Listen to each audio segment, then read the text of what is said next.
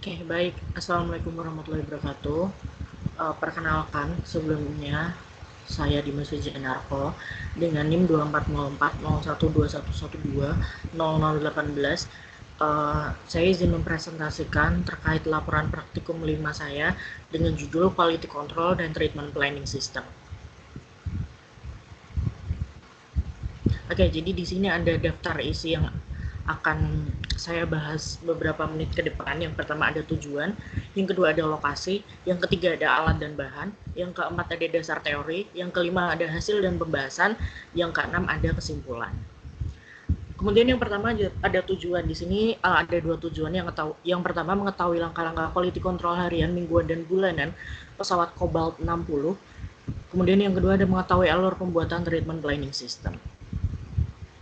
Selanjutnya lokasinya ada di Rumah Sakit Umum Daerah Dr. Adiatma MPH Tugurejo Semarang. Next, 3 ada alat dan bahan. Yang pertama ada pesawat Cobalt 60 itu sendiri. Yang kedua ada survei metri yang digunakan untuk mengukur radiasi lingkungan, sehingga untuk mengetahui apakah ruangan dari Cobalt 60 itu aman atau tidak. Kemudian yang ketiga ada PC untuk melakukan treatment planning system. Oke, jadi kita akan langsung masuk ke dasar teori. Di sini yang pertama ada sinar gamma. Sinar gamma adalah bentuk radiasi elektromagnetik yang memiliki energi sangat tinggi dan panjang gelombang yang sangat pendek. Mereka merupakan bagian dari spektrum elektromagnetik dan memiliki frekuensi yang lebih tinggi daripada sinar X. Kemudian ada radioterapi. Radioterapi adalah metode pengobatan yang memanfaatkan radiasi pengion untuk menghancurkan sel-sel kanker tanpa menyebabkan kerusakan serius pada jaringan sehat di sekitarnya.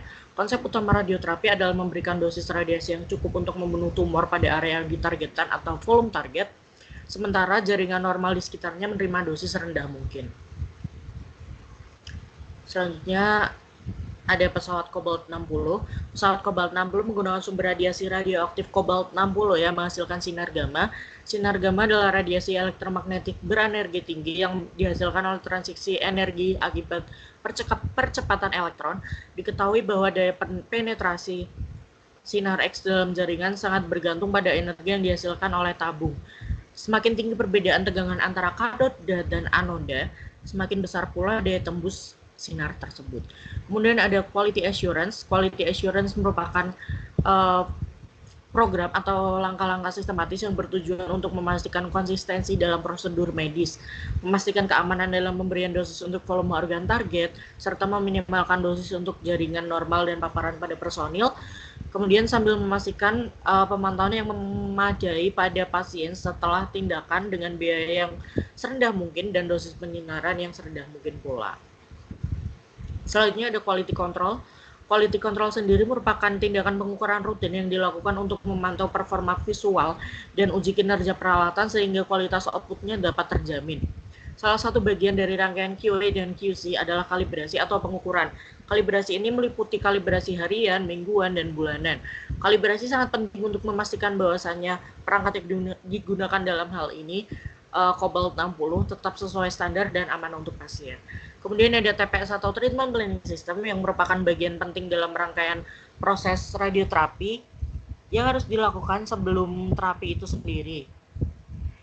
Dimulai salah satu tugas utama dari program TPS brachytherapy adalah membuat kurva isodosis dari sumber yang terletak dalam aplikator. Proses pembuatan kurva ini dilakukan dengan menggunakan komputer, ditampilkan di layar komputer saat aplikator digunakan selama terapi. Oke, selanjutnya kita langsung masuk ke hasil dan pembahasan. Di sini ada dua hal utama yang akan kita bahas sesuai judul. Yang pertama ada quality control pesawat CO60 dan treatment planning system. Untuk quality control itu sendiri dapat dibagi menjadi 3 komponen utama. Yang pertama ada safety check, yang kedua mechanical check, dan yang ketiga ada dosimetry check. Sedangkan untuk TPS sendiri ada beberapa alur khusus terkait planning radioterapi, khususnya pada rumah sakit RSUD Tugurejo.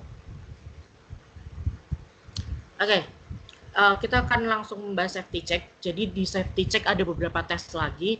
Yang pertama ada tes dasar, buka pintu ruang perawatan selama proses penyinaran dan verifikasi apakah radiasi telah dimatikan.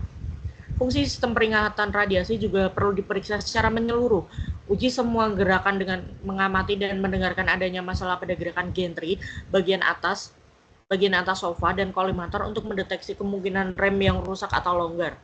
Periksa kondisi bagi bayangan yang lebih tebal, penahan blok timah, irisan, dan elemen-elemen lain dari keausan dan kerusakan. Pastikan pergerakan saklar darurat berjalan dengan baik dan tidak terpisah dari saklar darurat utama.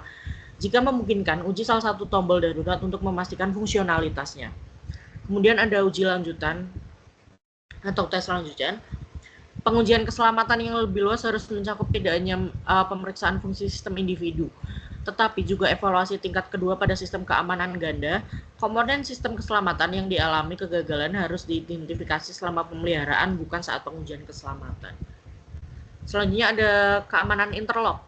Yang pertama, saklar pintu di ruang perawatan dan ruang peralatan. Yang kedua, saklar darurat di ruang perawatan dan ruang kontrol. Yang ketiga, saklar darurat di ruang perawatan dan ruang kontrol. Yang keempat, perangkat anti tabrakan. Yang kelima, ada saklar batas dari bagian bergerak termasuk sistem cadangan. Yang keenam, termasuk sistem dosimetri termasuk sistem cadangan. Yang ketujuh, pergerakan rana waktu membuka dan menutup rana. Kemudian yang ke-8 ada kontrol komputer terkunci dalam mode pemeliharaan dan mode perawatan. Ke-9 ada identifikasi dan posisi irisan. Yang ke-10 ada ukuran bidang baji saling bertautan. Yang ke-11 sistem gawat darurat untuk CO. Kemudian yang terakhir adalah kemungkinan hambatan pada bagian bergerak dalam CO shutter. Kemudian ada interlock pintu, yang mana pengujian interlock harus dilakukan dengan mengaktifkan medan atau on.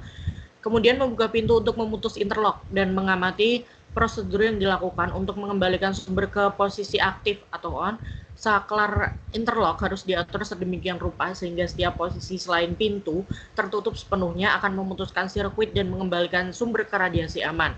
Mekanisme kontrol mesin harus memerlukan pengaktifan kembali secara manual dari konsol kontrol sebelum pemaparan dapat dilanjutkan. Yang terakhir pada safety check ada kebocoran sumber, yang mana cotton bud, kertas cakram atau cakram tertutup bisa digunakan untuk mengambil sampel smear, swab atau cakram. Ini harus dioleskan pada permukaan yang paling dekat dengan sumber, seperti bagian dalam kolimator dan bagian atas bagi pemblokiran. Pastikan sumber radioaktif yang pertama berada dalam posisi aman sepenuhnya sebelum mendekati kepala terapi tele. Kemudian yang kedua, tetap dalam posisi aman selama seluruh proses pengambilan sampel.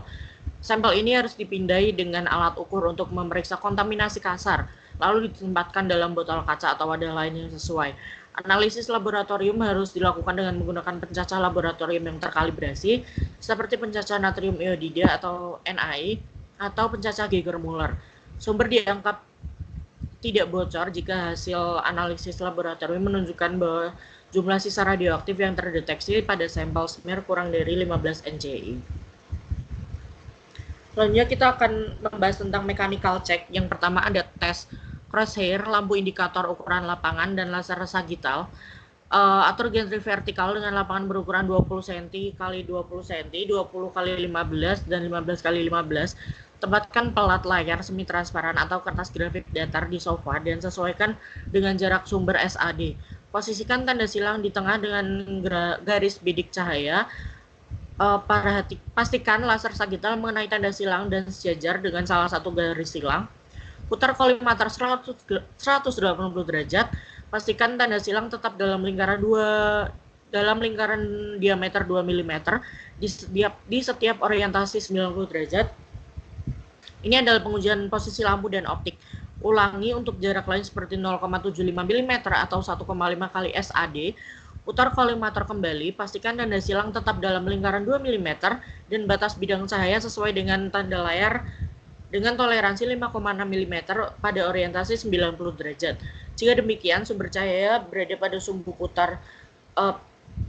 Penggunaan penunjuk mekanis pada sumbu sinar sangat dianjurkan untuk pengukuran yang presisi dengan menggunakan pengukur dengan penggaris untuk mengevaluasi ukuran bidang persegi 6, 10, dan 30. Selanjutnya ada indikator jarak angle kolimator balok berlawanan. Pengaturan kolimator dilakukan setiap minggu dengan sudut 90 derajat, layar semi transparan dengan berbagai ukuran 20 x 20, 20 x 15, dan 15 x 15 cm. Ditempatkan vertikal di sofa, disesuaikan agar persimpangan di tengah layar sejajar dengan laser kiri dan kanan, serta garis silang dari atas dan laser sagital mencapai tepi layar. Gantry diputar 90 derajat ke posisi horizontal untuk memastikan bidang cahaya berada di tengah layar, sambil memperhatikan pengukuran jarak optik dan posisi tepi lapangan. Gantry diputar 180 derajat untuk mencatat kembali pengukuran jarak dan posisi bidang cahaya. Jika perlu, layar disesuaikan agar berada di tengah. Kemudian pengukuran jarak optik juga disesuaikan jika perbedaannya lebih dari 2 mm dengan memastikan lampu lapangan sejajar dengan layar di kedua sudut gantry. Uji keselarasan mekanis dilakukan jika diperlukan. Setelah selesai, gantry dikembalikan ke posisi 0 derajat dan pengukuran jarak dipastikan sesuai. Gantry diputar hingga bidang cahaya menyilang di bukaan laser, memastikan laser bertepatan setidaknya 3 meter di sekitar isocenter. Dengan memeriksa kembali pengukur jarak optik dengan toleransi 2 mm pada rentang SSD plus 100 per 200 mm untuk memastikan semua parameter sesuai. Kemudian ada mechanical isocenter, bola minimum yang mengelilingi semua posisi ujung batang tengah saat gantry dan kolimator diputar 360 derajat menggambarkan pusat mekanis unit. Dengan diameter kurang dari 2 mm, memperhatikan bahwa mencapai toleransi ini berarti tidak memungkinkan untuk mengizinkan deviasi maksimum dari setiap parameter yang mempengaruhi posisi isocenter. Meskipun sulit mengukur isocenter tanpa penunjuk, ada upaya untuk memperkirakan perbedaan antara bagian tengah layar dan garis silang selama rotasi gantry. Kemudian ada kesamaan antara lapangan radiasi dan lapangan cahaya. Atur lapangan menjadi 20x20, 20x15, dan 15x15 cm. Letakkan film Phantom dengan bahan plastik di sofa. Sesuaikan dengan SSD normal pada permukaan bayangan. Perhatikan perbedaan antara tepi bidang cahaya dan ukiran persegi dan gunakan bahan plastik lebih banyak untuk memaksimalkan kedalaman dosis hingga 50 mm pada phantom beam. Lakukan paparan dan periksa film untuk ketidaksejajaran kurang dari 3 mm pada tepi dan pusat bidang, tidak lebih dari 2 mm dari pusat bidang cahaya. Sesuaikan jika diperlukan dan pastikan skema pengujian mencapai tingkat yang tepat untuk memeriksa simetri berkas. Selanjutnya ada tes lanjutan. Ambil film untuk berbagai sudut kolimator dan gantry. Paparan ganda dengan sudut kolimator dapat digunakan untuk mendeteksi jika sumber tidak berada pada pusat rotasi kolimator. Pendekatan berikutnya tergantung pada definisi ukuran lapangan yang diadopsi di pusat, terutama ketika menentukan ukuran lapangan pada kedalaman 10 cm. Jika radiasi dan berkas cahaya tidak sesuai, ada beberapa langkah yang perlu dipertimbangkan. Menyesuaikan panjang sumbu sinar lampu, memasang pemangkas medan cahaya berkepadatan rendah ke kolimator, dan menyesuaikan indikator ukuran bidang. Pemeriksaan keselarasan sinar penuh membutuhkan waktu, dan dalam penyelarasan yang lebih luas diperlukan petunjuk mekanis yang dapat diposisikan untuk sumbu sinar pusat. Kemudian yang terakhir pada mechanical check ada couch. Semua pengujian di sofa perawatan dilakukan dengan beban 75 kg yang merata sepanjang sofa. Gantry disesuaikan ke 0 derajat dan tinggi sofa diatur ke SSD normal. Dengan selembar kertas diletakkan di atas sofa untuk menandai posisi garis silang atau ujung saat meja turun diputar secara isosentris. Lingkaran yang berbentuk harus memiliki diameter kurang dari 3 mm. Setelah selesai, untuk menguji gerakan vertikal sofa, kawat baja berbentuk V dipasang di kepala radiasi sebagai penjepit kertas melengkung. Sofa dipindahkan ke posisi tertinggi dan garis mentok dipindahkan oleh titik V. Kemudian ditandai saat sofa turun ke posisi terendah dan diangkat lagi. Setiap kelainan dalam gerakan vertikal sofa dapat dideteksi dengan mudah. Pada ketinggian meja 200 mm dan 400 mm di bawah isocenter, waterpass digunakan untuk memeriksa kemiringan sofa dalam posisi lateral dan longitudinal yang berbeda. Gerakan lateral dan vertikal sangat penting untuk teknik SSD yang tetap.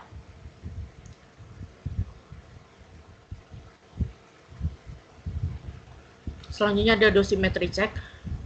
Dosis atau laju dosis dalam radioterapi digunakan dalam uji penerimaan radioterapi dan uji kinerja rutin unit radioterapi serta alat penting dalam program radioterapi. Pengukuran output dan radiasi lingkungan dilakukan menggunakan survei meter untuk pengukuran radiasi lingkungan yang perlu dilakukan pemeriksaan sertifikat kalibrasinya dan pengecekan terhadap catu daya. Pengukuran radiasi lingkungan ditempatkan 30 cm dari perisai radiasi. Pengukuran output pada sumber kobalt 60 dilakukan secara absolut karena energi karakteristiknya tetap yaitu 1,17 MeV dan 1,33 MeV. Persentase dosis terada atau PDD atau percentage depth dose untuk kobalt 60 adalah 80,4%. Output diukur menggunakan water phantom dengan menggunakan chamber detector tipe silindris dan elektrometer dengan pengaturan lapangan 10 x 10 cm persegi dan SSD 100 cm.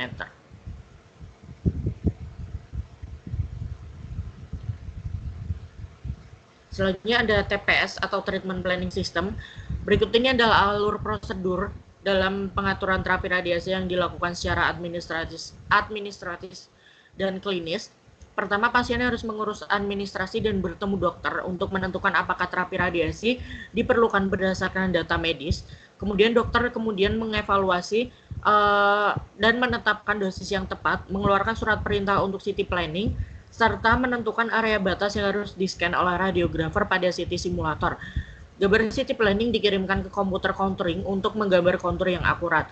Selanjutnya, dokter menentukan target radiasi termasuk gross tumor volume atau GTV, clinical target volume atau CTV, dan planning target volume atau PTV. GTV merujuk pada area yang jelas teridentifikasi dengan tumor atau benjolan.